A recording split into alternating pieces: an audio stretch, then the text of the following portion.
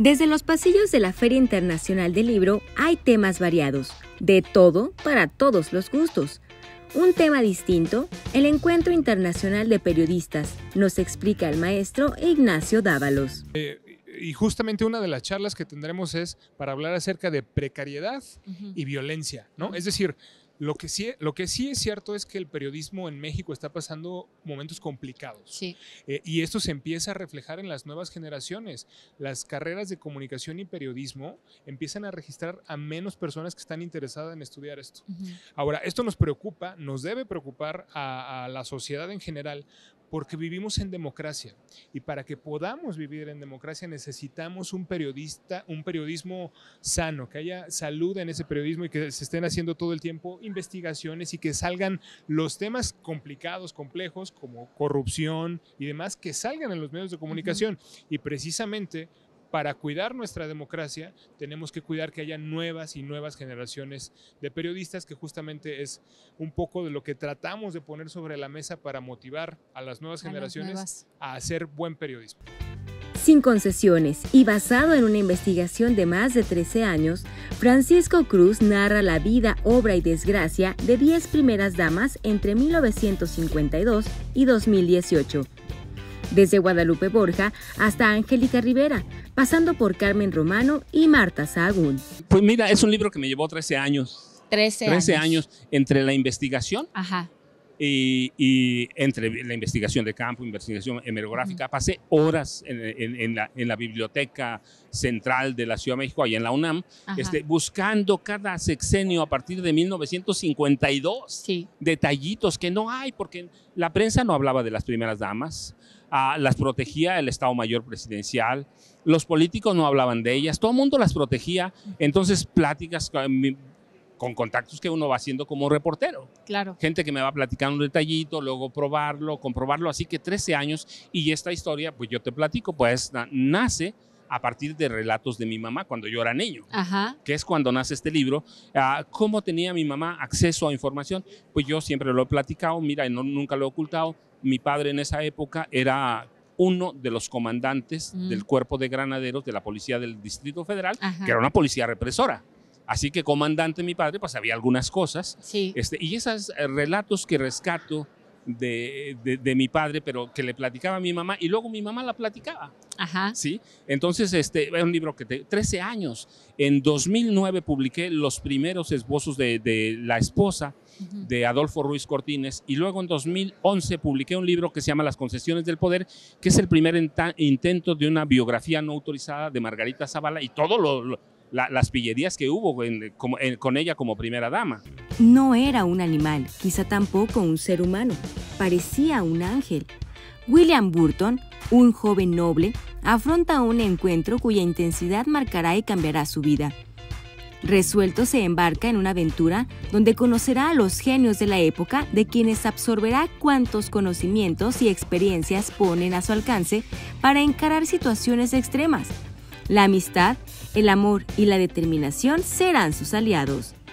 Yo pensaba hacer una historia sobre las extrañas. Las extrañas son seres con una anomalía física que solo se presenta cada 300 años. O sea, sí nacen bebés con esta anomalía, pero mueren inmediatamente. Que llegan a la edad adulta ha sido casos muy extraordinarios. Entonces ya había empezado a escribir en Mongolia en el año 1000, quería ver cómo en un momento de guerra se veía unas personas como esta. Luego en Noruega en el año 1440, en el México rural contemporáneo, en Tamaulipas lo había situado, y luego en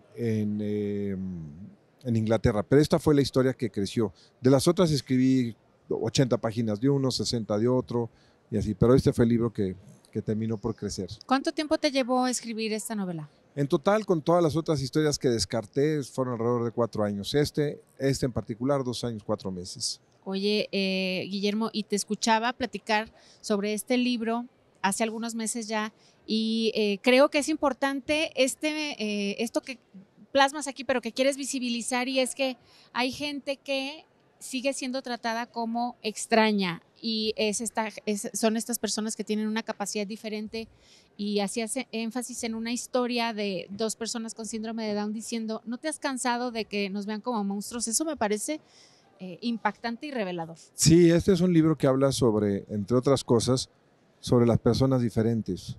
La historia es de un muchacho noble, aristócrata, que va a heredar una propiedad gigantesca, como es el primogénito, y su padre a los 15 años lo obliga a recorrer las distintas aldeas que están comprendidas dentro de la propiedad. Él le da mucha flojera hablar con los pobladores, y en una de estas visitas, en un corral de vacas, en un establo, ve que tienen una figura ahí blanca.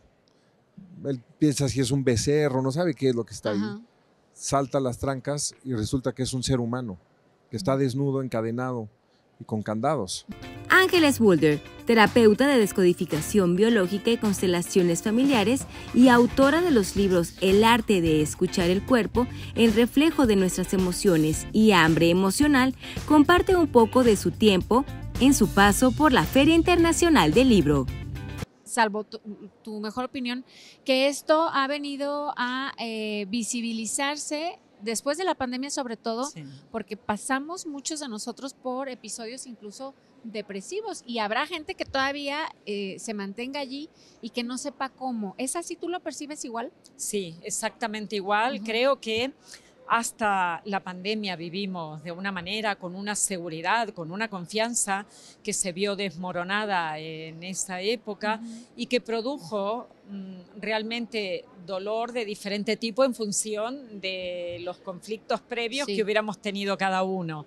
Hay gente que se sintió muy insegura, gente que no veía futuro, gente que sintió ansiedad, otros depresión, como tú dices, otros estados en donde han tenido que asumir determinadas emociones como el miedo o el enfado y gestionar cosas que no estábamos acostumbrados a gestionar, como por ejemplo el trabajo desde otros espacios que no era donde nos encontrábamos con los compañeros o las relaciones de pareja o de familia abordadas las 24 horas del día. O sea, tuvo su dificultad a nivel emocional. No todo el mundo pudo traspasar. La vida, yo siempre suelo decir que se nos presenta en forma de desafíos y de caminos que tenemos que decidir tomar.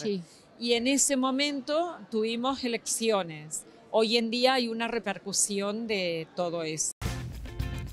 Nosotros seguiremos llevando cada detalle de esta Feria Internacional en los pasillos de Expo Guadalajara. Claro, desde la FIL.